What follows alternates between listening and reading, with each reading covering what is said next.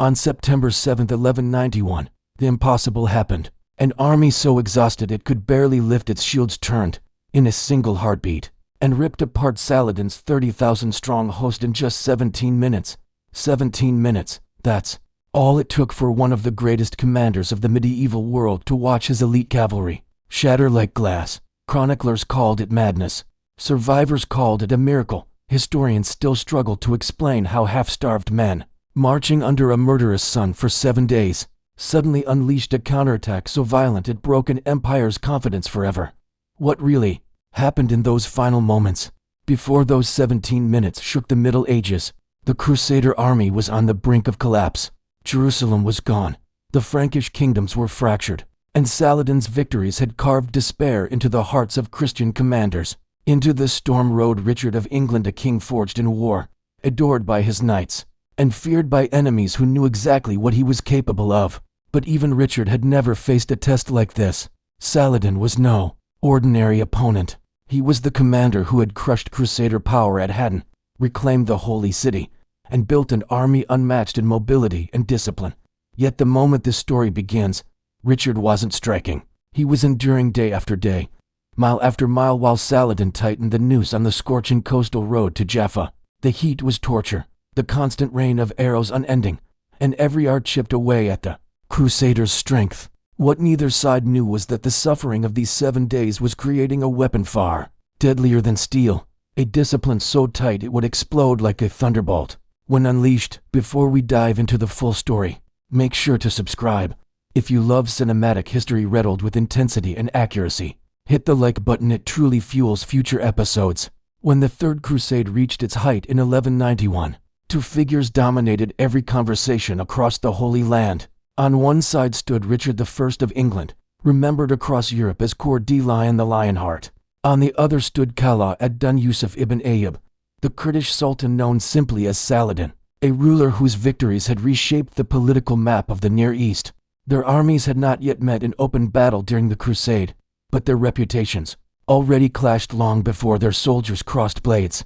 Every knight, every emir, every foot soldier knew that when these two commanders finally confronted each other, the outcome would define the future of the region.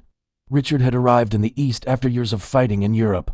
He had spent most of his life in war-defending territories, leading armies, and mastering siegecraft. At the time of the Third Crusade, he was in his early 30s, physically strong, highly trained, and respected for his bravery. Chronicles written by his allies and even by some opponents describe him as a charismatic leader, who often fought at the front rather than commanding from a safe distance. His presence on the battlefield encouraged his soldiers, and his willingness to take risks made him both admired and feared. But Richard was not simply a warrior. He was also a capable strategist. Before leaving for the Holy Land, he had studied earlier crusades and understood the strengths and weaknesses of armies in the region. He knew that the heavy cavalry charge of Western knights, if delivered at the right moment, could crush almost any enemy. But he also knew that this same strength became a weakness when knights were drawn into rough terrain or forced into long marches. Under extreme heat, European armor protected well in close combat, but in the deserts of the Levant it turned into a burden that drained stamina and slowed movement. Richard understood this perfectly, and he knew Saladin understood it too. Saladin, on the other hand, had been shaping the politics of the Middle East for decades. Born in Tikrit and raised in Syria and Egypt, he rose to power through military service and careful diplomacy. By the time Richard reached the Holy Land, Saladin was already in his 50s, a seasoned commander who had unified Muslim territories from Egypt to northern Syria. His most famous victory came in 1187 at the Battle of Haddon, where he defeated the combined Crusader forces and captured the relic known as the True Cross. That single victory led to the fall of Jerusalem and many other key cities, ending nearly a century of Christian rule in the region. Unlike Richard's heavy armored knights, Saladin's forces relied on mobility. His army included professional Mamluk cavalry, highly trained soldiers, who specialized in horseback archery, supported by contingents from Egypt, Syria, Mesopotamia, and local Bedouin tribes. Their tactics focused on speed, maneuverability, and long-range harassment. They used composite bows that could be shot rapidly and accurately from horseback, allowing them to attack and withdraw before enemies could respond. This method had repeatedly frustrated Crusader armies, Rather than meeting the knights in a direct charge, Saladin's forces weakened them gradually, exhausting men and horses until a final attack became easy. Despite their differences, both leaders respected each other. Muslim and Christian chroniclers record moments of admiration between them. Richard is said to have praised Saladin's generosity and honorable conduct during negotiations, while Saladin reportedly respected Richard's courage and skills as a warrior. But mutual respect did not reduce the tension. Both men understood that the future of the region depended on their decisions. Each believed he could outthink the other. After capturing the port city of Acre in July 1191, Richard faced a strategic choice. He could march inland toward Jerusalem, an emotional and symbolic target for the Crusaders, or secure the coastal cities first, ensuring a safe supply line. Richard chose the coastal road, planning to take Jaffa next. He believed that controlling the coast was essential for future operations and reducing the risk of being trapped away from his ships. Saladin immediately recognized an opportunity. The narrow strip of land between the Mediterranean Sea and the inland hills was ideal for his hit-and-run tactics. If he could break the Crusader formation during the march, he could attack the knights in small groups and potentially destroy their army without fighting a single decisive battle. This moment, Richard advancing south along the coast and Saladin preparing his forces in the hills, marked the beginning of the 7-day test of endurance that would lead directly to the battle near Arsuf. Both commanders understood what was at stake. For Richard, a victory meant restoring Christian influence and reopening the path to Jerusalem. For Saladin, stopping the Crusaders meant protecting the cities he had reclaimed and maintaining the unity of his empire. As August passed into early September, both armies prepared for the confrontation. Richard organized his troops into a tight, protective formation that balanced offense and defense.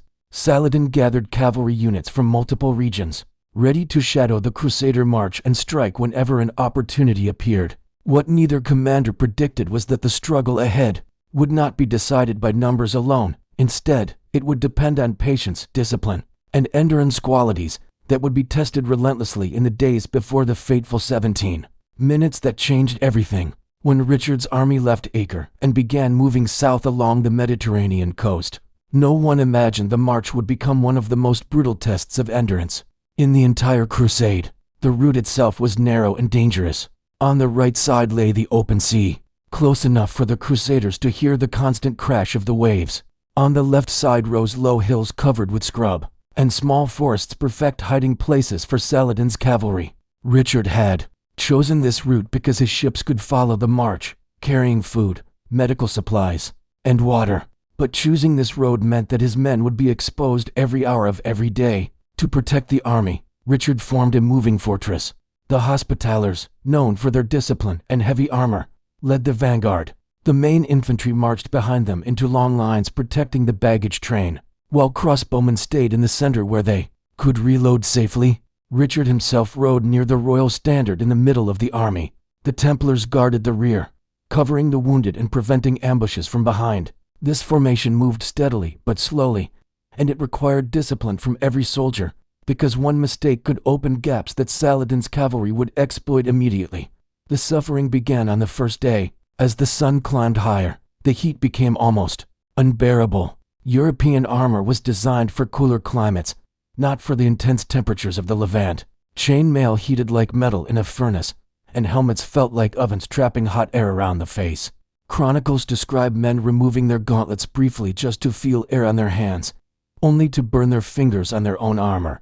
Horses, too, suffered heavily. Their coats darkened with sweat, and their breathing became shallow as the hours passed. Then came the arrows. Saladin did not wait for the perfect moment. Instead, he began a continuous, day-long harassment. His mounted archers rode along the hills, appearing in small groups, releasing volleys of arrows, and disappearing again before the Crusaders could respond. Their horses were lighter and fresher, and they could move quickly along the uneven ground. The composite bows they carried had a long range, and they could shoot several arrows in just a few seconds. They did not aim to kill large numbers immediately. Their goal was to wear the Crusaders down physically, mentally, and emotionally. The sound of the arrows became a constant presence. Some fell harmlessly into the sand or bounced off shields, but others found their targets. A knight would suddenly grunt, stagger, and collapse with a shaft lodged in his leg. An infantryman would lift his shield to slowly and take an arrow to the shoulder. A horse would scream and fall, throwing its rider into the dust.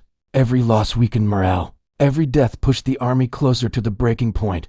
On the second and third days, the harassment intensified. Muslim cavalry circled even closer, and the sky often darkened from the sheer number of arrows fired. One Crusader account described the sound as a storm of iron, while another wrote that the arrows fell like rain sent by a merciless sky. Crossbowmen returned fire when they could, and their bolts were deadly, but much fewer in number.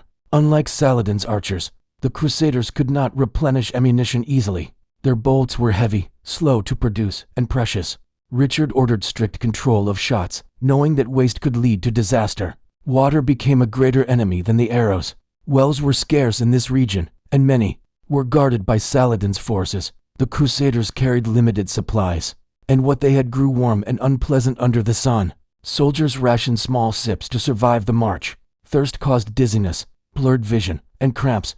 Men began collapsing along the path, and those who fell behind had to be dragged back into formation quickly before enemy riders could seize the opportunity. Discipline became the difference between life and death. Richard issued one command repeatedly: no charge unless the signal is given.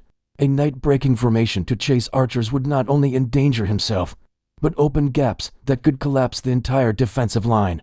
But resisting the urge to fight back was one of the hardest tests the Crusaders ever faced. They were trained for direct combat, not for enduring constant torment without striking back. Some younger knights ignored orders and charged forward in anger. Every one of them was surrounded and killed within minutes. The fourth and fifth days were the worst. Temperatures rose above levels the Crusaders had ever experienced. Horses began dying in greater numbers. Shields became too heavy to lift for long periods. Men walked with trembling legs and dry tongues. The Templars at the rear suffered particularly heavy pressure. Saladin's forces targeted them relentlessly, hoping to break the formation from behind. At one point, the Templars were forced to fight while riding backwards, in their saddles, facing the enemy while their horses moved forward. It was humiliating, but it kept the formation intact, despite everything: heat, arrows, exhaustion. The Crusaders held together. Richard moved constantly along the line, encouraging his soldiers, checking the wounded, and ensuring no unit faltered. His presence kept order where chaos could easily have taken over. By the sixth day, Saladin expected the Crusaders to collapse. Instead, he found them still marching, still disciplined, still dangerous. Unknowingly, Saladin's constant pressure was creating the very moment Richard needed, a moment when patience would transform into overwhelming force. The army was battered, but not broken. And soon, the suffering of these 7 days would erupt in the 17 minutes that changed the course of the crusade. By the morning of the 7th day, Richard's army had marched almost 50 miles under constant pressure. Every soldier knew the danger was increasing with each step toward Arsuf. Saladin's forces had grown in number during the march. More contingents had joined from Damascus, Hama, and other regions, swelling his army to tens of thousands. Their confidence was high. They believed the Crusaders were finally reaching the limit of their endurance. For Saladin, the time to strike decisively had arrived. The road ahead narrowed even more as the Crusaders approached the forests near Arsuf. On their right, the Mediterranean Sea pressed close, leaving them no room to maneuver.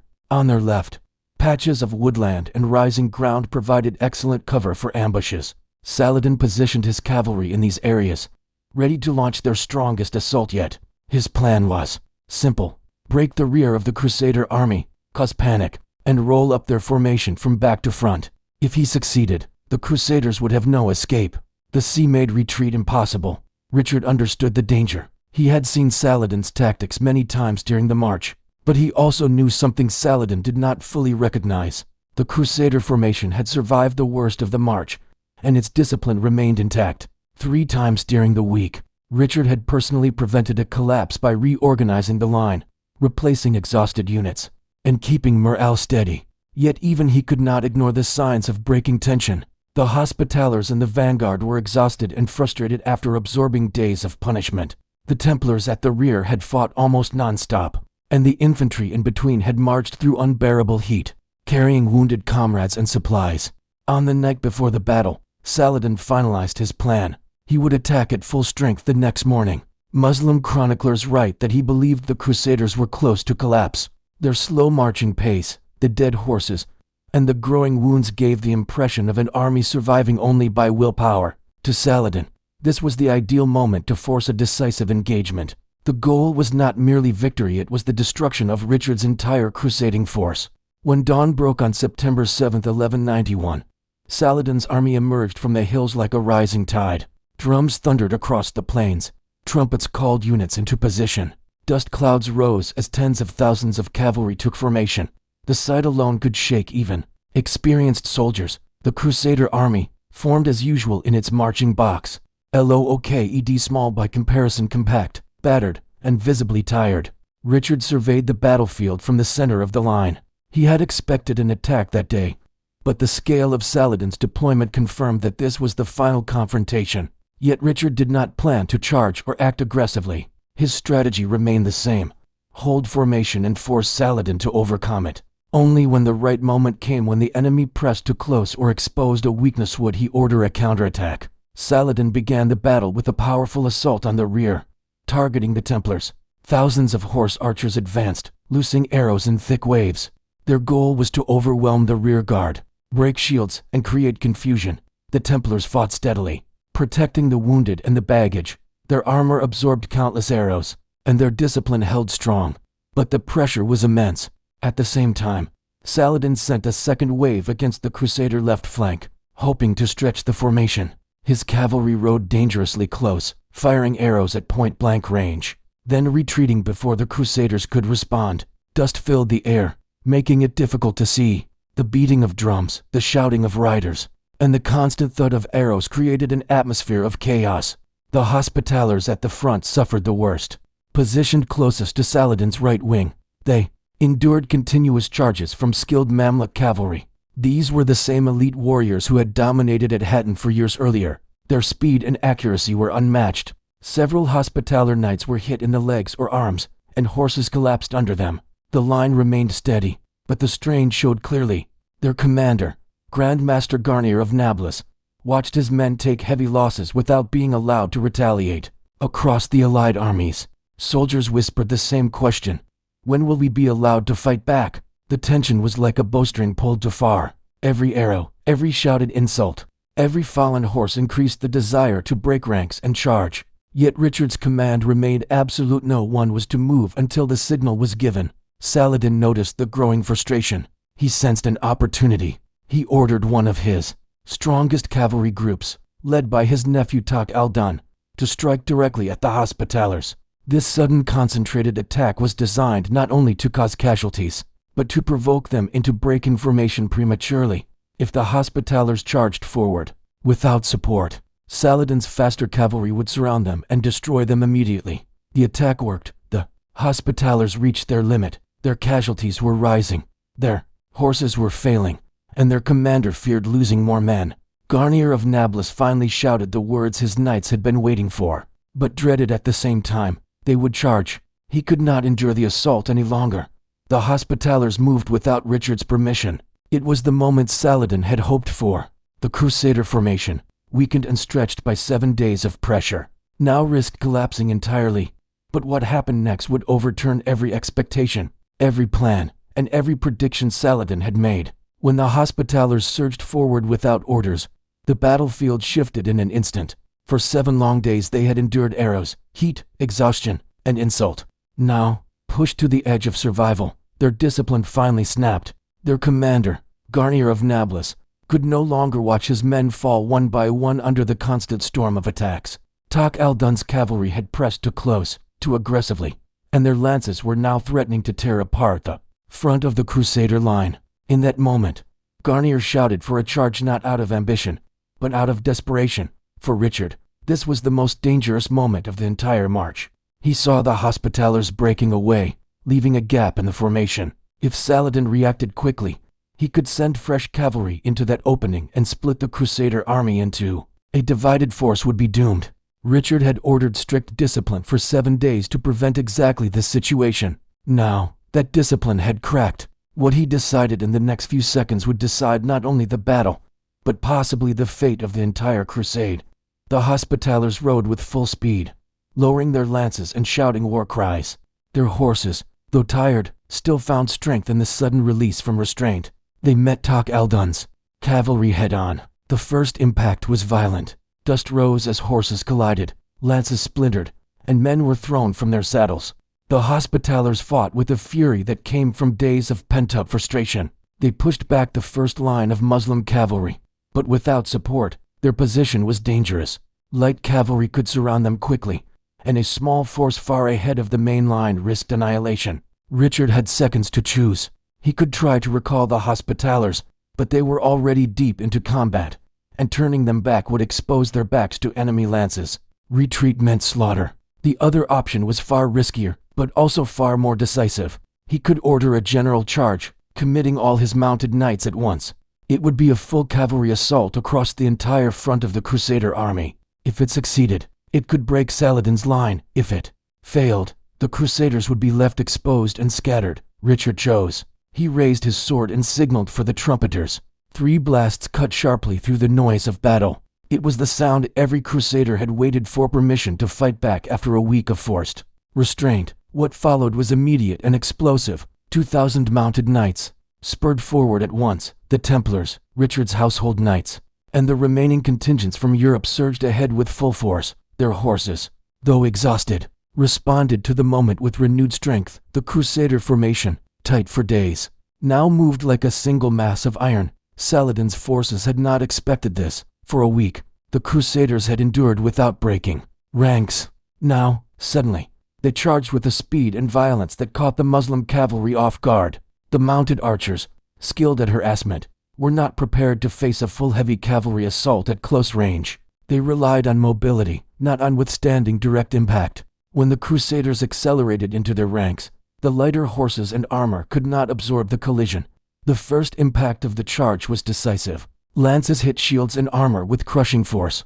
Many lances shattered on impact, but that did not slow the Crusaders. They dropped the broken shafts, drew their swords, and continued forward. Their war horses pushed into the enemy lines, trampling and striking with trained precision.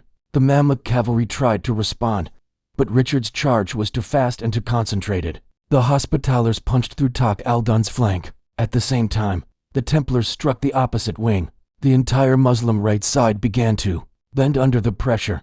Saladin tried to rally his forces, but the charge had created panic. His cavalry, normally confident and mobile, now found themselves unable to regroup quickly. The noise of battle changed. Where drums and war cries had dominated the previous days, now the cries of confusion, the clashing of steel, and the thunder of hooves filled the air. Many soldiers who had harassed the Crusader lines for a week suddenly found themselves overwhelmed by the very enemy they thought was near collapse. Richard was at the center of the charge, surrounded by his household knights. He led from the front, striking with his sword while shouting commands to keep the formation tight. Chronicles describe him fighting with exceptional strength that day, though the exact details vary. What is certain is that his leadership kept the charge organized even in the chaos of hand-to-hand combat. The Muslim center, which had been Saladin's strongest line, now faced the full force of Richard's best units. Even there, disorder began to spread. Saladin saw his carefully arranged plan unraveling. His cavalry could not outmaneuver the knights at close range. Their horses needed space to retreat and reform, but the battlefield had become too crowded and chaotic. Within minutes, the charge transformed from a counterattack into a full rout. Units that had pressed the Crusaders for days now began to withdraw to avoid being surrounded. The pressure they had applied for a week had turned against them. Richard's gamble had paid off. The Crusaders had not only rescued the Hospitallers, they had broken Saladin's momentum entirely. But the most decisive moments were still ahead. The next few minutes would determine whether this astonishing turnaround would become a complete victory. The moment Richard's charge shattered the front of Saladin's line, the entire battlefield shifted in a way almost no one present had expected. For 7 days the Crusaders had marched like prey under constant attack. Now, in only seconds, the roles reversed. The hunters had become the hunted. The Hospitallers, who had begun the unauthorized charge, were now joined by the full weight of the Crusader cavalry. Their isolated position suddenly turned into the spear point of a massive assault. As they pushed deeper into Tak Aldun's right wing, dust rose around them, and the sound of clashing steel and panicked shouts spread quickly. The Mamluk cavalry, some of the finest horsemen in the region, tried to reorganize and form a counterline, but the shock of the heavy cavalry charge was too strong. Unlike the light archers who had harassed the Crusaders for a week, the Mamluks were trained for close combat. Yet even they struggled against knights in full armor driving powerful war horses straight into their ranks. The weight of the Crusader charge broke their formation. Small groups tried to wheel around and attack the Crusaders' flanks, but the battlefield was crowded, and every attempt to maneuver was blocked by their own retreating troops. Richard kept the charge controlled. He shouted for his knights to stay in line and not lose cohesion. A cavalry charge was dangerous if it turned into scattered individual combat. But as long as the formation held, the momentum stayed with the Crusaders. Chronicles from both sides mention the discipline with which the knights advanced, something remarkable after 7 days of exhaustion. Despite the chaos, they continued pushing as a single force. The Muslim center faced the next wave of the attack. This was Saladin's strongest point, made up of experienced troops who had fought at Hattin and other major battles. They attempted to hold their ground, but the Crusader center, led by Richard himself, struck with overwhelming force. Richard's own presence inspired his men to press harder. Although chroniclers sometimes exaggerate the details, it is clear he fought near the front, encouraging and directing the assault. The Templars, meanwhile, charged on the left side of the Crusader line. Their goal was not only to break the enemy wing, but to prevent a counterattack from hitting the Crusaders' flank. The Templars executed their maneuver well, pushing into the enemy's left side and then angling inward to trap Muslim units between themselves and the Hospitallers. This created a moment where two Crusader forces pressed on both sides of Saladin's troops. Panic began to spread among the cavalry caught in the middle. Saladin himself tried to rally the troops. According to Muslim sources, he attempted to reposition reserve units, hoping to stabilize the center and create breathing space. But the speed of the Crusader charge made it nearly impossible. His reserve units were forced to act quickly, but even they hesitated upon seeing their elite troops fall back in disorder. The confidence that had grown during the 7 days of harassment now disappeared. The sudden reversal was too shocking. Within minutes, parts of Saladin's army began to withdraw. A cavalry army trained for mobility preferred retreat over being trapped in a grinding melee. As more units pulled back, gaps opened everywhere. Those who tried to stand their ground found themselves isolated. The Crusaders pushed forward, gaining more momentum with each meter of ground. The rout spread fastest on the right flank, where the Hospitallers had first broken through. Soldiers who had been confident in their harassment tactics now faced armored knights, charging at full speed. Light horses could not match the weight of war horses in direct combat. Many riders turned their mounts around and raced toward safer ground. As they retreated, they blocked the path for other units, creating even more confusion. The middle of Saladin's line collapsed next. Once the Crusader center broke through, Muslim troops found themselves facing attacks from multiple directions. Some tried to retreat in an organized manner, but most simply fled to avoid being surrounded. Saladin's personal guard formed a protective barrier around him. It took their full effort to prevent him from being caught in the rout. The left wing collapsed last. The Templars pressed relentlessly, pushing enemies into the open plains and away from the Crusader formation. There, some of the pursuing knights cut down fleeing riders, though chroniclers vary on the extent. The most reliable accounts agree that the pursuit continued for several miles until the Crusader horses were too exhausted to continue. In total, the decisive moment lasted around 17 minutes, an astonishingly short time for such a dramatic reversal. Estimates of casualties vary between sources, but a large number of Muslim cavalry were killed or scattered. Crusader losses were significantly smaller, many occurring before the charge rather than during it. The outcome was not only a tactical victory, but also a major psychological blow to Saladin's army.